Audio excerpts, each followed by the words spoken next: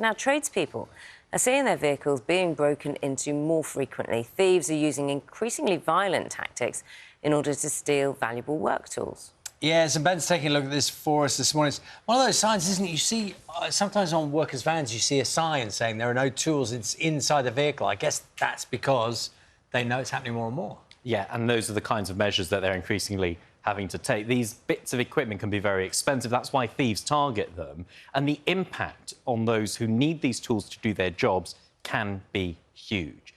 Let me explain. Good morning. There were more reports to police about tools being stolen last year than the year before, according to data from two-thirds of forces across the UK.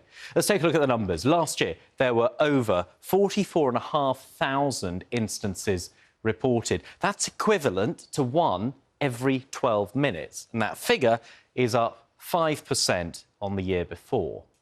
Those thefts affect a large number of tradespeople who often carry tools with them for work. One industry survey found almost 80%, so around 4 in 5 workers, have had tools stolen at some point. Each incident has a pretty hefty cost too. Another survey by the insurer Direct Line found the average value of tools stolen in each theft added up to £2,200, and the cost of replacing them can range from a couple of £100 to a few thousand, depending on what's been taken. Now, have a look at this. This is joiner Paul Duffy, who's had tools stolen from him 3 times in the last 3 years since he started his own business. On this occasion, look, he was able to stop the men making off with his saw, but a £600 drill had already been taken from his van. In total, he's lost around £7,000 worth of tools to theft. Paul now stores them in a workshop at a friend's garage to try and protect himself from future losses. And look at the violence involved as well. And it's not just the cost of replacing tools that's tricky for tradespeople. More than 80% of people said they'd lost out on work because of not having the tools to do the job. People like Michael, a senior construction manager at a building firm in Birmingham, help staff when they're targeted, but not everyone has an employer to fall back on.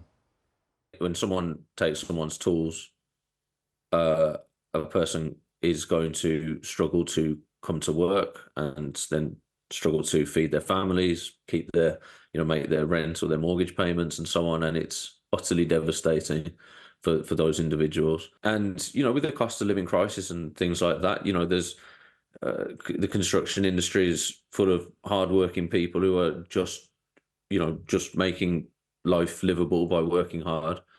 And several £1,000s out of the blue may be enough to completely knock you off the perch, unfortunately.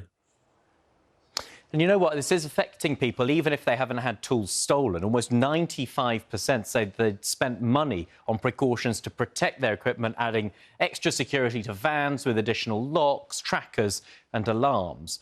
The Home Office says it's looking at ways to increase enforcement and share best practice between police forces, which includes making sure property is secure, identifiable and traceable through proper marking.